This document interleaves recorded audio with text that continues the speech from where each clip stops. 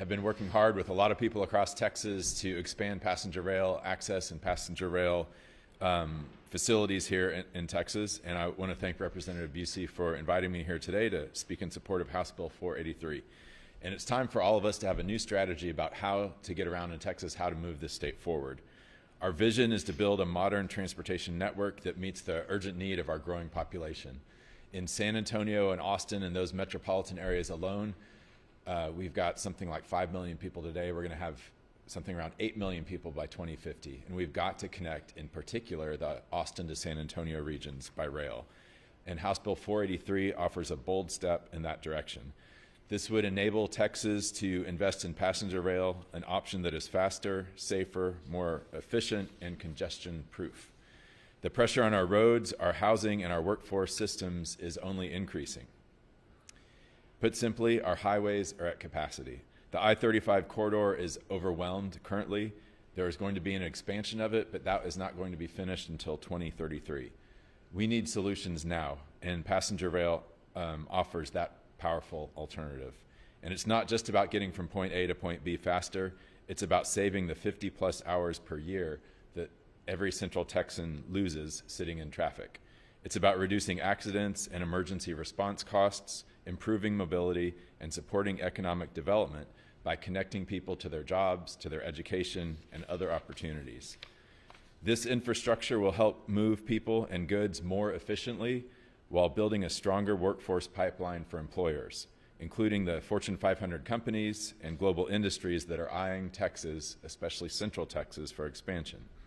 Now is the time to act. House Bill 483, authored by Representative John Bucy, and its companion SB 424 by Senator Sarah Ehart, gives us the legislative momentum that we need to move forward.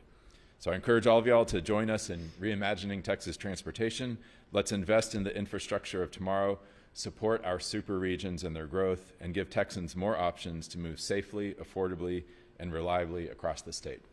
Thank you very much, and I would like to introduce my good friend, Chairman Raphael Anchia. Thank you. Primero, para los medios de comunicación de habla hispana, vamos a proveer algunos comentarios al inicio en este idioma. Veo el logo aquí del 62, así es que vamos a decir primero que el estado de Texas es la economía octava de todo el mundo. Nosotros tenemos no solamente la geografía óptima para este tipo de tren, pero tenemos el crecimiento de población en zonas del norte de Texas, centro de Texas y también Houston. Es un triángulo perfecto para trenes de alta velocidad que pueden llevar a gente de manera eficiente y eficaz a los varios poblados. Imagínate la oportunidad que pudiera ocurrir de una persona viviendo en Dallas y yendo todos los días en 1 hora llegando a Houston, o alguien en Houston llegando a San Antonio en 1 hora. Generaría una oportunidad de vivienda, de desarrollo personal, el no tener que estar 1, 2, 3 horas en tráfico en nuestras carreteras. Así es que esta propuesta de ley, la HB 483, es un importante paso para realidad ese sueño del triángulo en el estado de Texas. I also speak English, so I will just provide a few thoughts, and they'll be slightly different than my comments in Spanish. Other places throughout the world have figured this out. Places far less excellent than Texas, okay? Our Texas Triangle provides that perfect combination of flat terrain and geography with population density that makes these projects not just work, but makes them a no-brainer.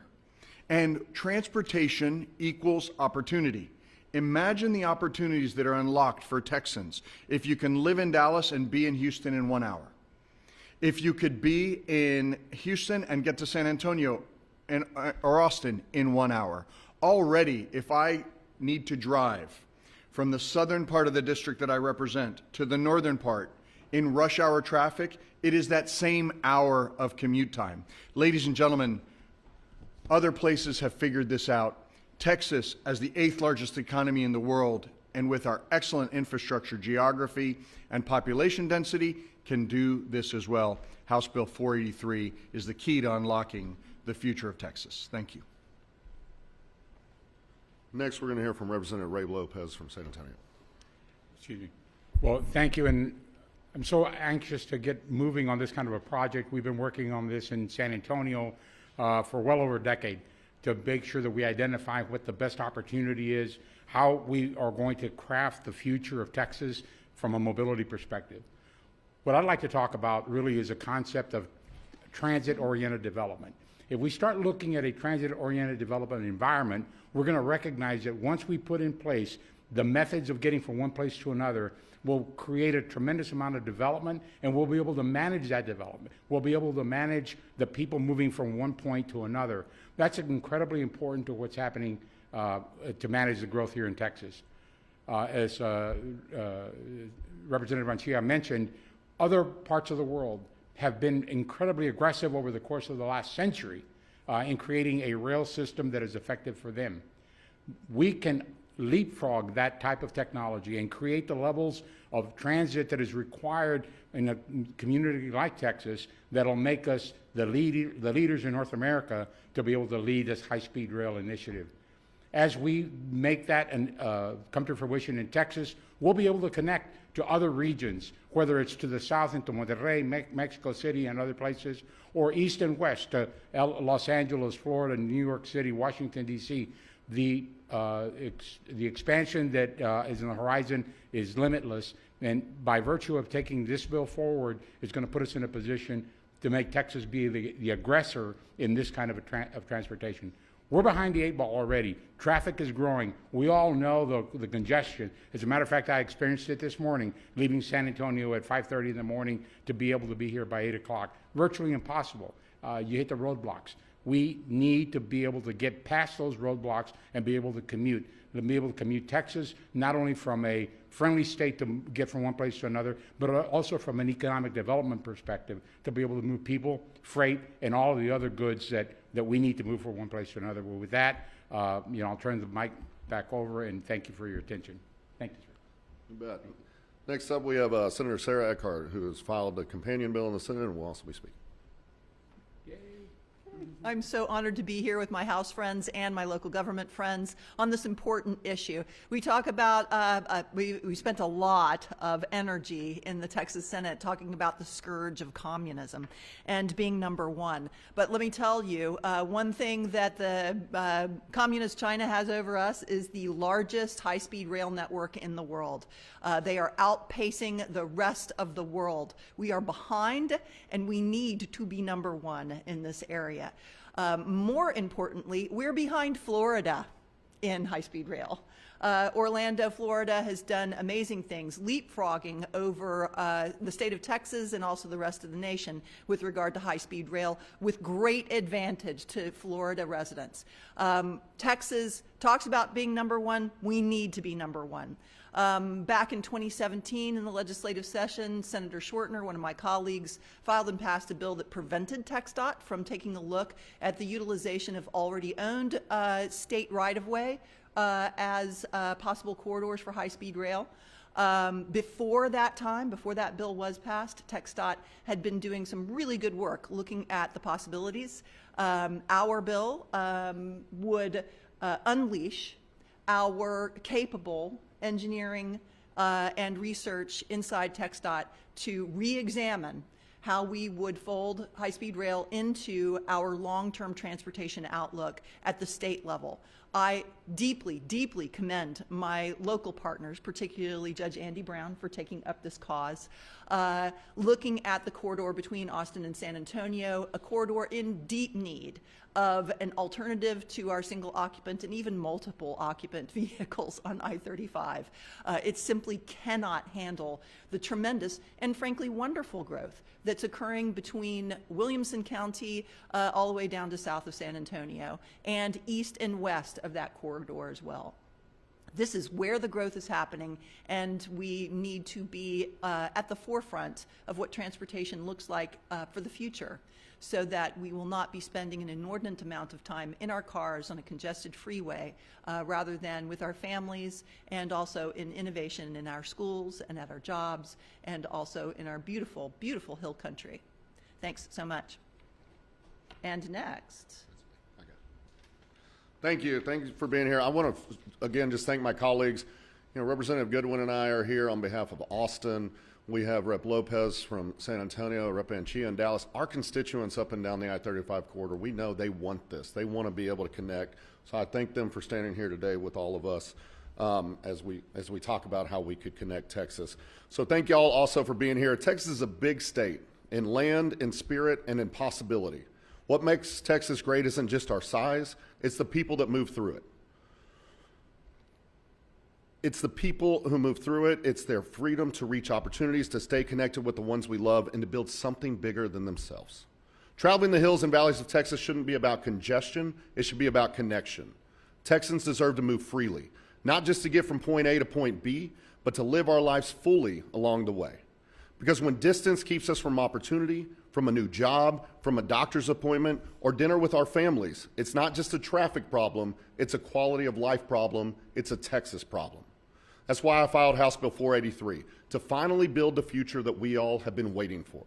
This bill will repeal the outdated ban that blocks state investment in high-speed rail and direct TxDOT to partner with a private entity to build a state-of-the-art high-speed rail connecting Dallas, Austin, and San Antonio along the I-35 corridor. We're not just laying track, we're laying the foundation for a more connected, more prosperous Texas. Because here's the truth. The Texas miracle isn't just about oil or exports or the next big startup. The Texas miracle is also about movement. It's about building an economy where people, products, and ideas can move freely, where a student can commute to a better opportunity, a business can expand without bottlenecks, and a family can stay close even when life takes them miles apart. Texas used to be a leader in infrastructure, and it's time that we are again. Let's build a high-speed rail that creates jobs, boosts commerce, cuts emissions, and most importantly, gives Texans options. This isn't just about cutting commute times, it's about a dad in Dallas getting to his daughter's recital in Austin without spending half the day on the road. It's about a nurse in San Antonio taking a better job opportunity in Austin and still being home for dinner with her family. When we talk about connection, this is what we mean. We're not talking about a buzzword. It's a policy, it's a plan, and it's a choice. We can keep moving forward without a long-term strategy, as we are doing right now. Or we can have the courage to build something big, bold, and worthy of this great state. So let's build it. Let's build a Texas where the economy isn't slowed by gridlock. A Texas where families don't have to choose between time and distance. A Texas where every region is within reach and every Texan is better for it. We can do this by passing House Bill 483. We can connect Texas and make this place an even better place for all of us to live and work. We're happy to answer any questions if y'all have any. Thank y'all for being here today. When you talk about high-speed rail, because of the nature of it, obviously it cannot run on any existing rail. It has to have its own completely independent track. And so a lot of people say because of that expense and the rigidity of it, you can't really move that around, like you can't bus stop or something like that.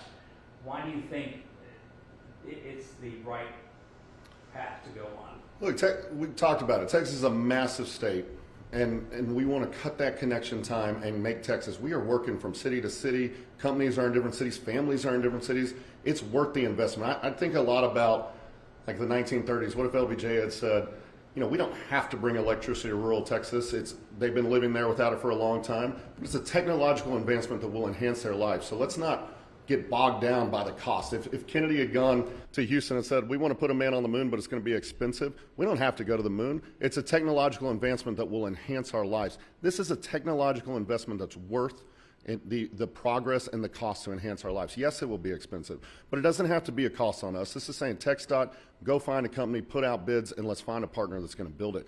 We don't know what the cost will be because we haven't done the bid process yet, and there's going to be competing bids for this, and we'll see, and we can push most of this off onto the private company, and it doesn't have to be a strain on Texas. John, may I follow Yes, up on please. that? Also, when you talk about the rigidity of high-speed rail, our highway infrastructure is also rigid. And we have opportunities and have had opportunities, as we've seen in Arizona and in Florida, as well as in other countries, to run high-speed rail in the same corridors along with our highway infrastructure. It's been hugely successful, and that is also an opportunity. We're going to have rigid infrastructure for transportation one way or the other. The question is what kind of rigid infrastructure and how multi-use can we make those corridors so that we can move people, goods, and services in multiple different ways in the same corridor. And that is the kind of innovation that we need for the future, so that we don't waste right-of-way on one single mode. You know, a lot of people's arguments years ago, things have changed a bit since then, was that, okay, I got a trip to Dallas, but I still have to get up to Plano or whatever. How do I get there? I don't have a car now. How am I going to get there? Of course, now we've got ride sharing. Can you talk about some of the changes that make this type of transportation system more sensible now? Well, I think you hit it with your question with rideshare is so much more easily accessible for everyone on the go. But also we've seen from many years ago, just look at Dallas and the infrastructure they built with the DART program.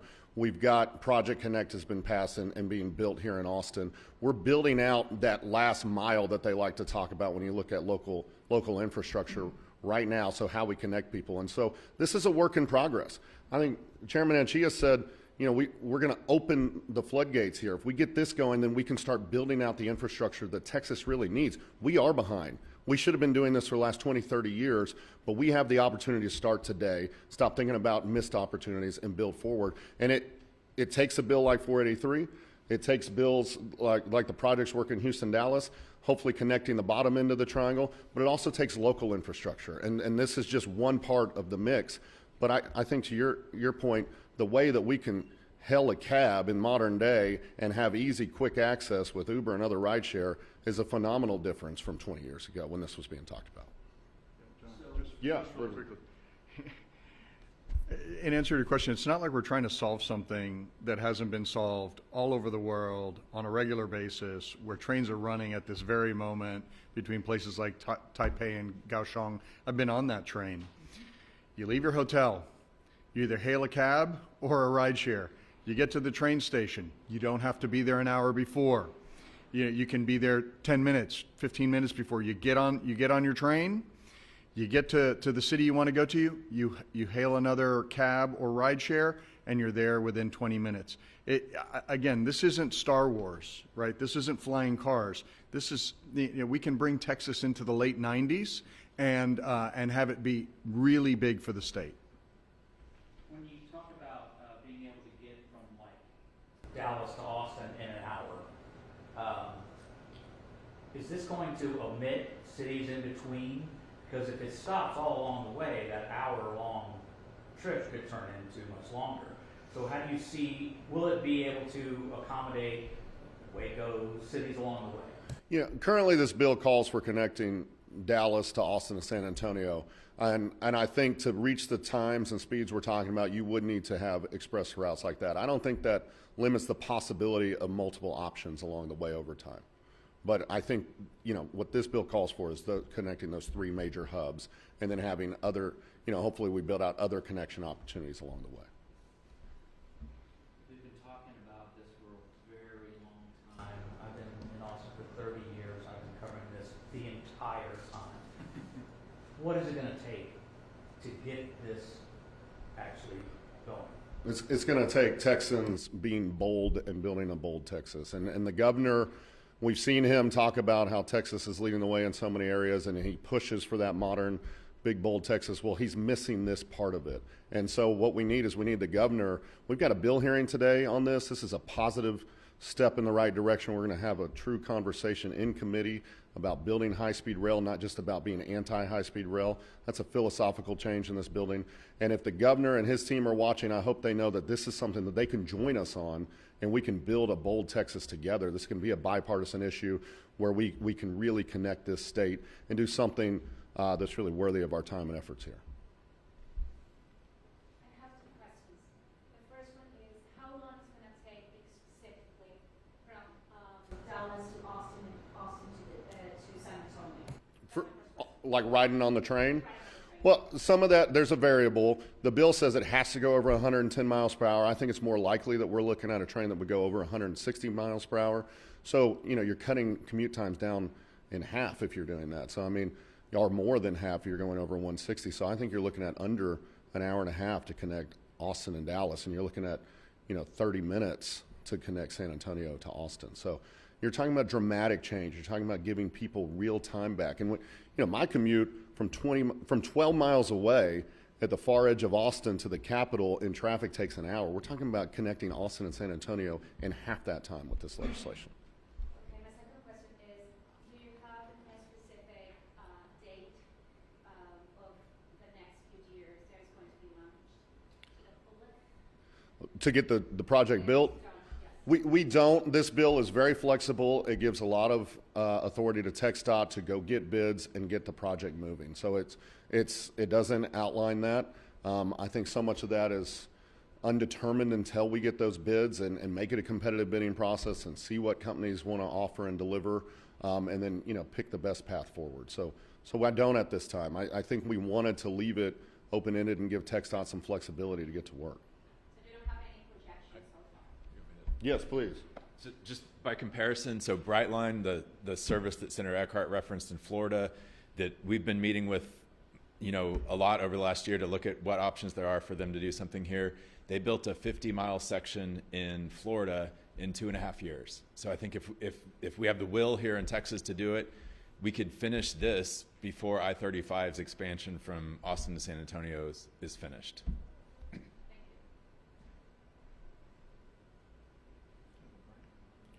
Great. I want to thank y'all so much for being here and thank my colleagues. Hope y'all have a great rest of your day. Thank you.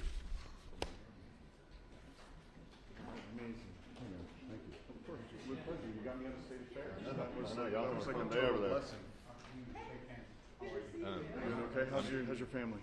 Good.